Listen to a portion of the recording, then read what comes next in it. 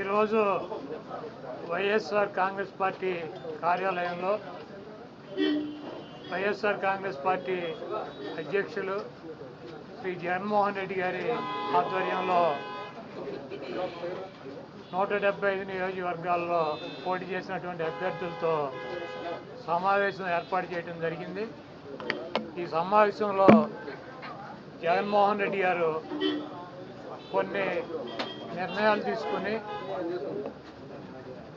మనకి 1,33,00,000 మంది ఓటు వేశారు. అదేవిధంగా పార్టీ కోసం గ్రామ స్థాయిలో కానీ, వార్డు స్థాయిలో కానీ, విలేజ్ స్థాయిలో కానీ నాయకులు, కార్యకర్తలు అనేక వేల మంది, లక్షల మంది పనిచేశారు. వాళ్ళందరినీ కూడా కాపాడుకోవాల్సినటువంటి బాధ్యత మందే.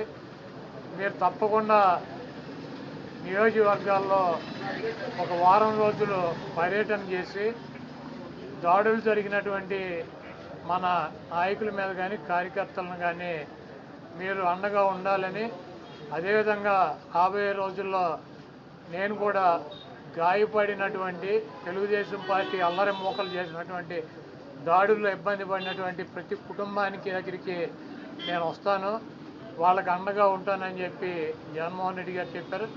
అదేవిధంగా మొన్న జరిగినటువంటి ఎన్నికల్లో ఇంత మంచి చేసి ఇన్ని రకాలైనటువంటి సంక్షేమ కార్యక్రమాలు అందించి మనం ఓడిపోయాము.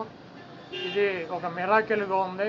దేశవ్యాప్తంగా కూడా మన దగ్గర ఆధారాలు లేవు, అయినప్పటికీ దేశవ్యాప్తంగా మరి శకుని మామ ఎలా అయితే పాచికలు ఎలా కావాలంటే అలా వేస్తాడో అలా తెలుగుదేశం పార్టీ, జనసేన, బీజేపీ కావాల్సినట్టు అక్కడ పాచికలు పడినాయి అని చెప్పి మా పార్టీ కానీ, జగన్మోహన్ రెడ్డి గారిది కానీ, మాది కానీ అభిప్రాయం. అదేవిధంగా రేపు రాబోయే రోజుల్లో ఈ 6 నెలలు కూడా కొంత టైం ఇచ్చి చూద్దాము.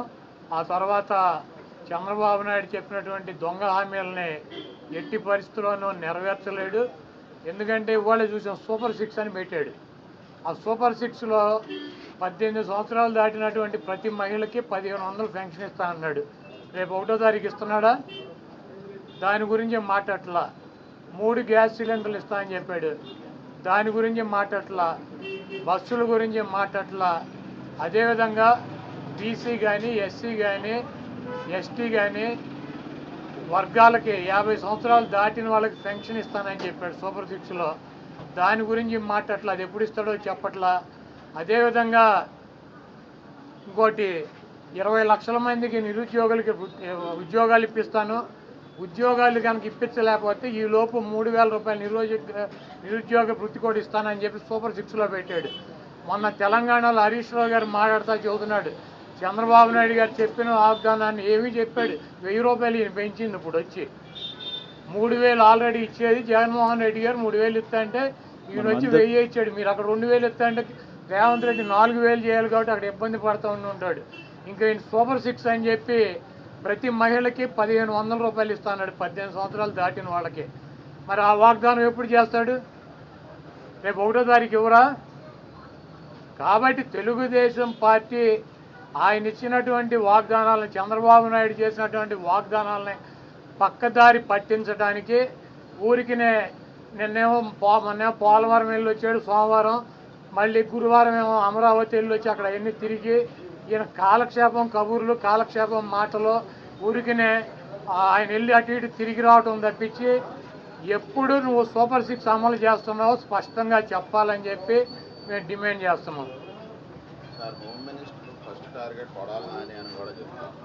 ఇప్పుడు ఇది ప్రజాస్వామ్య దేశం.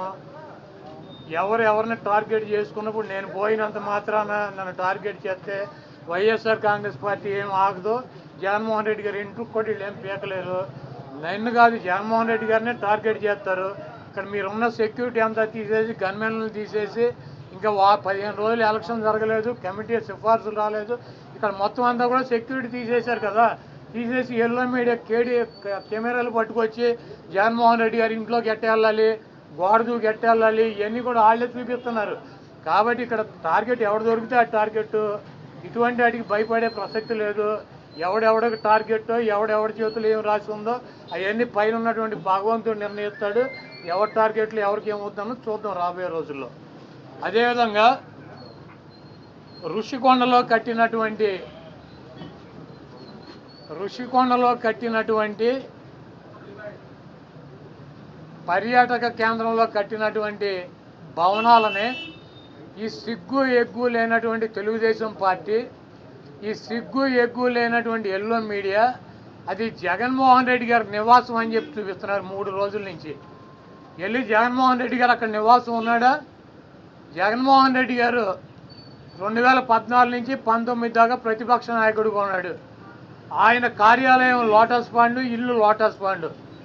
ఆయన లోటస్ పాండ్ హైదరాబాద్ నుంచే ప్రతిపక్ష నాయకుడికి ఉన్న 5 సంవత్సరాలు నడిపాడు. ముఖ్యమంత్రి అయిన తర్వాత 5 సంవత్సరాలు ఈ తాడేపల్లిలో ఉన్నటువంటి ఇల్లు క్యాంప్ ఆఫీస్ ఇక్కడి నుంచే నడిపాడు ఆయన కార్యాలయాన్ని కానీ ఇంటిని కానీ. జగన్మోహన్ రెడ్డి గారి రక్తంలో లేదు. ప్రభుత్వం కట్టించినటువంటి ఇళ్లలో ఉండటం కానీ, ప్రభుత్వం కట్టించినటువంటి గెస్ట్ హౌస్లో ఉండేటువంటి కర్మ జగన్మోహన్ రెడ్డి గారికి పట్టల. జగన్మోహన్ రెడ్డి గారు వైజాగ్లో సొంత ఇల్లు కట్టుకున్నాక అక్కడ షిఫ్ట్ అవుతాడు. అంతేగాని టూరిజం ప్లేస్లో కట్టినటువంటి ఆ హౌస్లో జగన్మోహన్ రెడ్డి గారు వెళ్తాడని చెప్పి ఎవడు చెప్పాడు వీళ్ళకి, వెధవులకే? అది జగన్మోహన్ రెడ్డి గారి కోసం కట్టించుకున్నటువంటి ఇల్లు అని చెప్పి రకరకాలైనటువంటి కథనాలు రాస్తున్నారు. అది ఒక అంతర్జాతీయ రాజధానిగా తీర్చిదిద్దాలన్నదే వైఎస్ఆర్ కాంగ్రెస్ పార్టీ లక్ష్యం. దాన్ని రాజధాని చేయాలన్నదే ఆ రోజు నిర్ణయించుకున్నాం. కాబట్టి అక్కడ ఇంటర్నేషనల్ సెమినార్లు జరుగుతున్నాయి.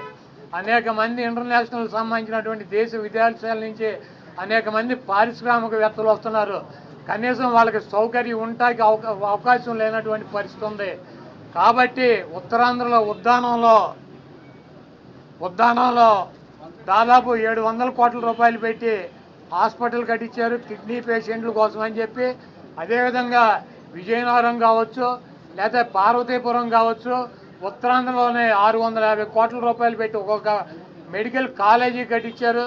అదేవిధంగా టూరిజం ప్లేస్లో అంతర్జాతీయ సంస్థలు కానీ వ్యక్తులు కానీ వచ్చినప్పుడు అక్కడ ఒక విధి ఉండాలని చెప్పి ఒక మంచి భవనాన్ని నిర్మిస్తే 7 బిల్డింగులు అయ్యి, ఒక బిల్డింగ్ కాదు 7 బిల్డింగుల్లో జగన్మోహన్ రెడ్డి గారు ఉండరు.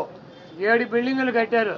ఆ 7 బిల్డింగుల్లో 7 బ్లాకుల్ని చూపించేది జగన్మోహన్ రెడ్డి గారు 450 కోట్ల రూపాయలు పెట్టి ఇల్లు కట్టుకున్నారని చెప్పి ఈ దుర్మార్గమైనటువంటి ప్రచారం చేస్తున్నారు.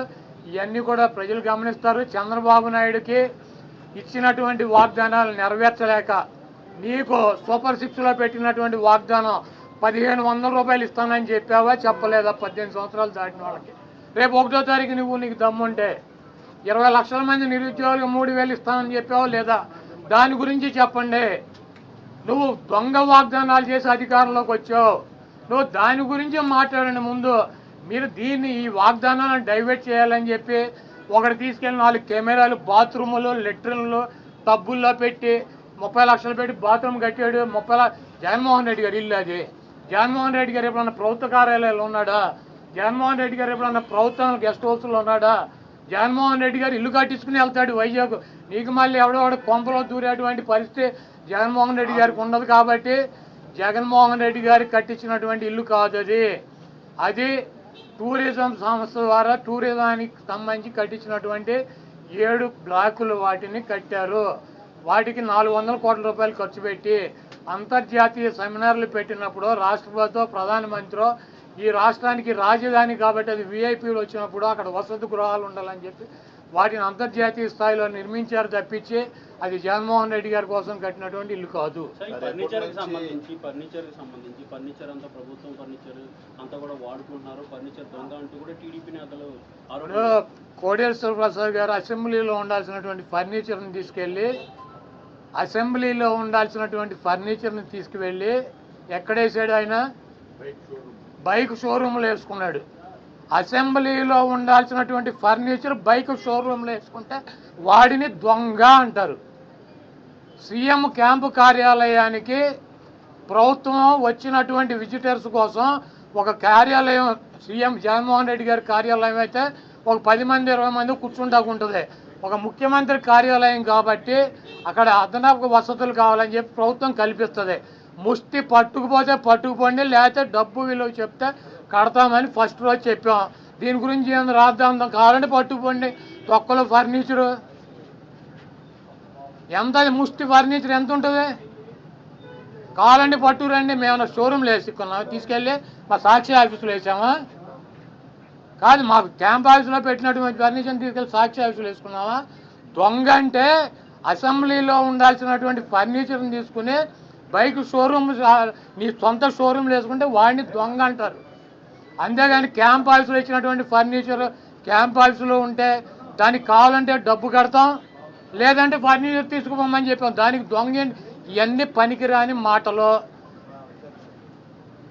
ఋషికొండ ఫర్నిచరు, దాడులు, కొడాల నాని టార్గెట్, జగన్మోహన్ రెడ్డి టార్గెట్, ఇక్కడ పోలీసులు తీసాం, ఇవన్నీ సొల్లు పురాణం. మీ చేతనేం చేసుకోండి, నో ప్రాబ్లం.